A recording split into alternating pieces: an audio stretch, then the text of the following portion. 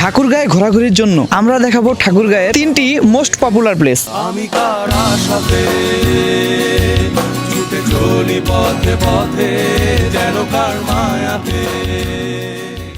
আমরা আছি আমাদের প্রথম লোকেশন, যেটা হচ্ছে লোকায়ন। এটা মূলত একটা লোকশিল্প জাদুঘর, the most popular broken ship of Lokayan, যেটাকে একসময় বলা হতো লোকায়নের প্রতীক, সেটা এখন পরিত্যক্ত অবস্থায় পড়ে আছে। এটি বেসিক্যালি ঠাকুরগাঁয়ের সাধারণ মানুষের জীবন বৈচিত্র্যের একটি জাদুঘর। এখানে গাছের চারাও বিক্রি করা হয়, আপনারা চাইলে অর্কিড নিতে পারেন, যেটা আমদানি করা হয়েছে থাইল্যান্ড থেকে। এই প্লেসটা এতই বড় যে একদিনে কভার করা পসিবল না। সো শীঘ্রই লোকায়ন নিয়ে আমরা পুরোপুরি একটা ডেডিকেটেড ভিডিও বানাবো।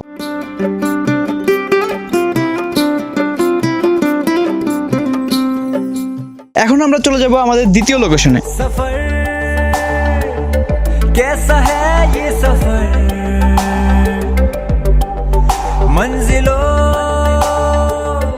আমরা এখন আছি ঠাকুরগাঁও ডিসি পার্কে, যেটি বর্তমান সময়ে ঠাকুরগাঁওর সব থেকে ভাইরাল প্লেস। এটা মূলত তৈরি করা হয়েছে বাচ্চাদের খেলাধুলা এবং অবসর যাপনের জন্য। ঠাকুরগাঁয়ে যতগুলো ওয়েডিং হয় তার অধিকাংশগুলোর প্রি ওয়েডিং এবং পোস্ট ওয়েডিং এখানেই হয়। পার্কটি যখন তৈরি করা হয় পার্কটি তখন অনেক পরিষ্কার ছিল, কিন্তু সময়ের সাথে সাথে পার্কটি বেশ অপরিষ্কার হয়েছে। এখন আমরা চলে যাবো আমাদের 3 নম্বর লোকেশনে।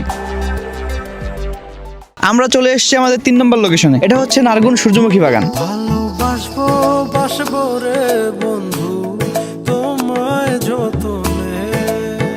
যদিও এটা ছিল খেজুর বাগান, বাট তারা এর মাঝে চাষ করেছে সূর্যমুখী। এখানে প্রবেশের জন্য জনপ্রতি টিকিট মূল্য 20 টাকা। আজকে যেহেতু ছুটির দিন তাই এখানে অনেক মানুষ, তাই আপনারা এমন দিন আসবেন যেদিন মানুষ কম থাকে। এটা ছিল আমাদের ঠাকুরগাঁও সিরিজের সেকেন্ড এপিসোড। এই ভিডিওতে আমরা কভার করেছি ঠাকুরগাঁয়ের 3টা পপুলার প্লেস। 3টি প্লেসের মধ্যে আমার পার্সোনাল ফেভারিট লোকায়ন। আপনারা চাইলে সবগুলো এক্সপ্লোর করে দেখতে পারেন। সো আজকের এপিসোড এখানেই শেষ। দেখা হচ্ছে নেক্সট এপিসোডে। ততক্ষণ পর্যন্ত সুস্থ থাকবেন, ভালো থাকবেন। Good bye everyone.